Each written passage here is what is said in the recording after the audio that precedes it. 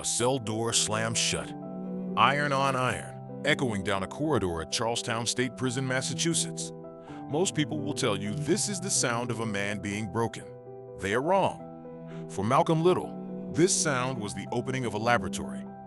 Somewhere tonight, you are wrestling with a season that feels like a cage, a job that isolates you, a friendship that ended, a silence you did not choose. What if that isolation is the exact tool you need to become unbreakable? This is the story of tactical isolation, the protocol a young man used to demolish a broken mind and build a dangerous one in its place. No mentors, no internet, no support system.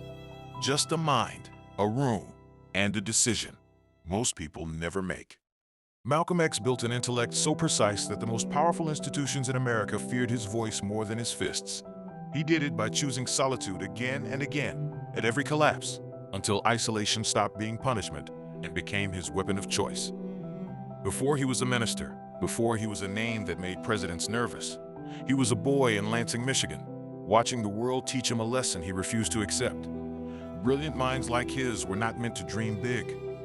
His father preached self-reliance on street corners, a follower of Marcus Garvey, telling black families they belonged to no one but themselves. That message made him a target. In 1931, when Malcolm was 6, his father was found dead on streetcar tracks. The insurance company called it suicide and refused to pay the widow. The family knew better. This was the first isolation imposed from outside, a boy cut off from the man who taught him pride before he understood what pride would cost. By 14, his mother had been committed to a state institution, unable to carry the weight the world had placed on her alone. Malcolm and his siblings were scattered into foster homes. The family that raised him was gone. This was isolation he never chose. The state that took his mother and never asked what poverty and grief had done to her first. A widow, raising 8 children alone, with no income and no support, was seen as a case file to be closed. There was one teacher who saw something in him, top of his class, sharp enough to lead. Malcolm told him he wanted to become a lawyer. The teacher looked at him and said that was no realistic goal for a Negro. Try carpentry instead. That sentence did more damage than any prison cell ever would. It taught Malcolm the world had decided his ceiling before he tested it. He dropped out soon after, not from lack of ability, but because the system told him it did not matter.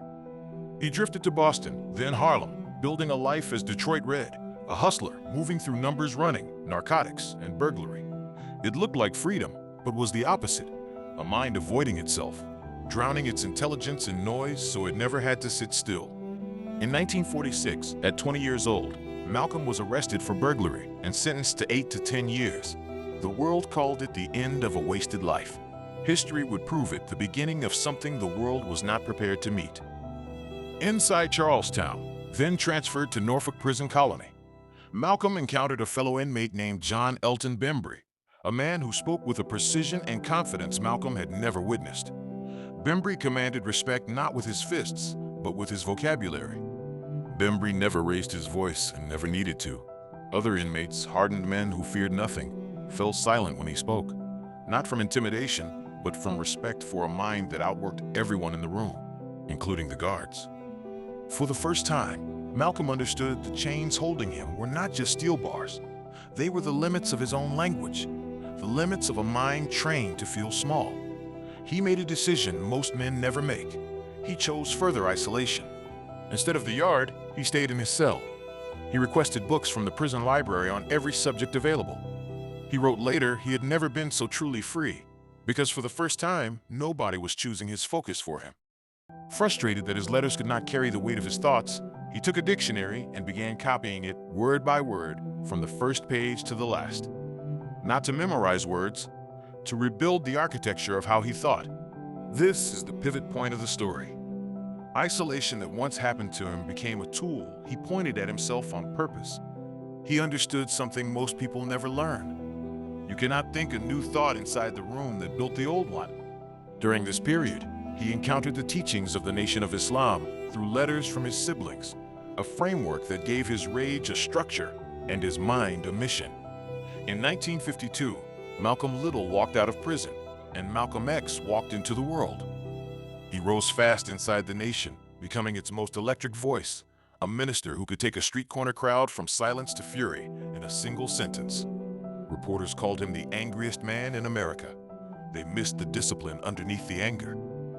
For over a decade, Malcolm poured every ounce of his rebuilt mind into a single structure, the Nation of Islam and its leader, Elijah Muhammad, the man he called the most important figure in his life, the father figure the streetcar tracks had taken. But total belonging carries a hidden cost. Somewhere along the way, a mind that fought so hard for its own freedom had folded itself entirely into someone else's. Malcolm had escaped one cage only to build the walls of a more comfortable one around himself. He traveled the country and the world as the nation's representative, meeting heads of state, debating scholars, building a reputation as one of the sharpest minds in American public life. All of it, he believed, in service of a man he trusted completely. In 1963, the truth surfaced. Elijah Muhammad, the man Malcolm had defended without question for 12 years, had violated the very moral code he preached, and Malcolm learned it not from confession, but from members whispering what leadership had tried to bury. In his own words, later written in his autobiography, Malcolm described the betrayal as being hit by a car unseen, a blow so total it left him questioning not just his mentor, but the foundation his adult identity had been built on for a decade. Around the same time, Malcolm was silenced by the nation for remarks about President Kennedy's assassination, a punishment that felt less like discipline and more like the first crack in a foundation he had trusted. The betrayal cut in two directions at once. Before we go further into the isolation that nearly cost Malcolm everything and the one that finally set him free, subscribe now, because this channel exists to turn history's hardest chapters into a mind you can actually use. If a man who lost his father, his mother, his freedom, and his mentor could still build an unbreakable mind, your current season of silence is not a life sentence. It is raw material. Stay, because the next isolation is the one nobody chooses willingly. In March 1964, Malcolm made the decision that would define the rest of his life. He left the Nation of Islam entirely, not in anger alone, but in clarity, walking away from the only family and identity he had built as a free man. This was tactical isolation at its most brutal. Not a cell this time, but a community. Not silence from noise, but silence from the people who had once chanted his name. A compromised community can be more dangerous to a mind than solitude ever was. Death threats followed almost immediately. Members of the organization he built with his own hands now called him a hypocrite, and worse. His home in Queens was firebombed. The isolation was no longer intellectual, it was physical, constant, and designed to end in his death. Most men faced with that kind of exposure retreat into old certainties, even false ones, simply for the comfort of belonging again. Malcolm did the opposite. Stripped of his movement, his mentor, and his safety, he chose to go further into the unknown, alone. In April 1964, he traveled to Mecca to complete the Hajj, arriving as a man whose worldview had been built around racial separation. He left a changed man, having prayed shoulder to shoulder with people of every race on earth, united by one faith. Surrounded by thousands of pilgrims from every nation, Malcolm was paradoxically more alone than he had ever been. Every framework he used to build his identity for 12 years had to be dismantled, in public, mid-collapse, with no mentor left to consult.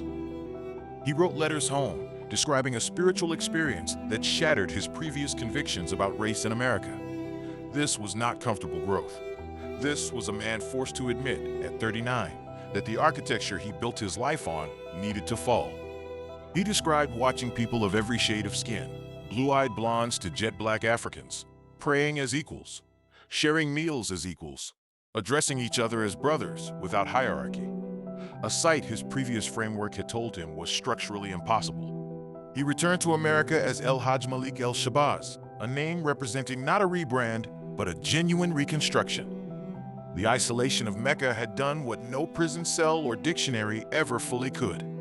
It rebuilt him from a conviction he chose alone. This is the pattern hiding in plain sight across his life. Childhood exile he never chose. Prison solitude he engineered on purpose. A break from his movement that nearly killed him. A spiritual collapse abroad surrounded by strangers. 4 isolations, each one sharper. Each time, the question was the same, and the stakes kept rising. What do you become when nobody is watching and nobody is telling you who to be? Malcolm answered that question 4 times, and each answer built a mind more precise than the last. Consider the sheer difficulty of what he did. Most people cling to one identity for a lifetime out of fear. Malcolm rebuilt his 4 times, in public, under threat, and used every rebuild to sharpen his thinking rather than simply survive it. He founded the Muslim Mosque Incorporated and later the Organization of Afro-American Unity, spending his final year rebuilding not just his beliefs, but his entire strategy. Now speaking of human rights on a global stage, instead of separation on a street corner. He had less than a year to live, and he seemed to know it. Surveillance from federal agencies intensified. Threats from his former organization grew louder, and still he kept working, kept refining, kept choosing the discipline solitude had first taught him. On February 21st, 1965, Malcolm X was assassinated in the Audubon Ballroom in Harlem, shot while preparing to speak. He was 39 years old. The mind that had rebuilt itself 4 times through isolation was silenced in front of his own supporters. But minds built the way his do not disappear when the body does. His autobiography, dictated in collaboration with Alex Haley, became one of the most influential books of the 20th century, a manual for anyone willing to rebuild themselves. Here is what almost nobody tells you, and it is the part that matters most for the season you are in right now. Society has conditioned you to fear being alone with your own mind, so you fill every quiet moment before it can speak. A scrolling screen, a notification, background noise while you fall asleep. Not because these things bring joy, but because silence has become the one thing modern life has trained you to avoid at any cost. Malcolm had none of these tools to hide behind. He had a cell, a dictionary, and a corridor light. That was the entire architecture of his transformation. No algorithm curating his attention. No infinite feed offering an escape from his own thoughts. Just a mind forced to face itself without interruption. If you are in a season right now where you feel left behind, cut off, or misunderstood, stop treating it as punishment. That instinct is the same one that told young Malcolm his ceiling was carpentry. It is a lie built to keep you small. Treat this season instead as your own Norfolk prison colony. Not a cage, a laboratory.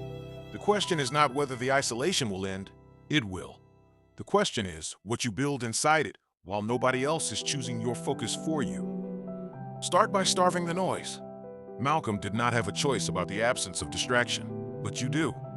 Every notification you silence, every scroll you refuse, is you manufacturing the same laboratory conditions he was forced into, except by your own choice.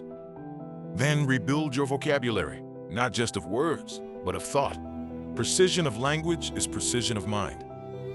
Malcolm copied an entire dictionary by hand, because a man who cannot name his own thoughts precisely can never fully control them either. Then give yourself permission for deep, uninterrupted focus, even when it costs comfort. Malcolm ruined his eyesight reading by a corridor light after lights out. He was not chasing balance, he was chasing transformation, which has never once been comfortable for anyone who achieved it. And finally, be willing to isolate yourself from belonging itself when that belonging has stopped serving the truth. This is the hardest phase, the one that cost Malcolm his community and eventually his life. A compromised community will cost you more than solitude ever will. This is not advice to abandon every relationship in your life. It is a filter. Ask whether the room you are standing in still serves the truth you are building, or whether it only serves the comfort of never having to stand alone. True giants are never built in crowded rooms. They are forged in isolation, alone with their thinking, conquering the dark long enough to walk into the light as someone the world was not prepared for. Malcolm proved this 4 times before turning 40. Think about what that means. A man with no mentors in his final phase, no formal education past 8th grade, no institutional support, became one of the most quoted, studied minds of the 20th century. Isolation was not his weakness, it was his forge. The world will always try to tell you, solitude is something to escape, medicate, or fill the moment it appears. Malcolm's life is evidence against that lie.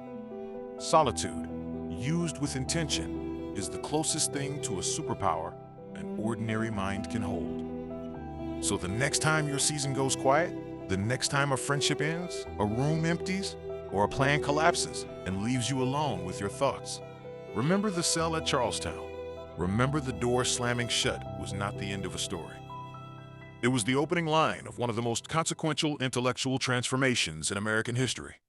The cage was never the point. What Malcolm built inside it was that same forge is available to you right now, in whatever isolation you are trying to escape. If this breakdown of tactical isolation gave you a framework you can use, make sure you are subscribed, because this channel exists to turn history's hardest chapters into tools for the life you are building right now, one mind at a time. Drop a comment below and tell us which phase of the protocol you need most right now. Starving the noise? Rebuilding your vocabulary?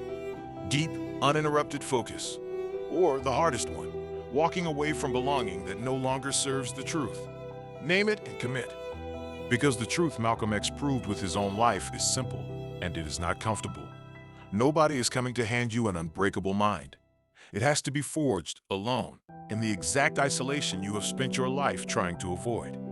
He turned a 6-by-8-foot cell into the beginning of a revolution that outlived him by generations. What will you build in the quiet room you have been avoiding? The forge is already there. The only question is whether you will walk in.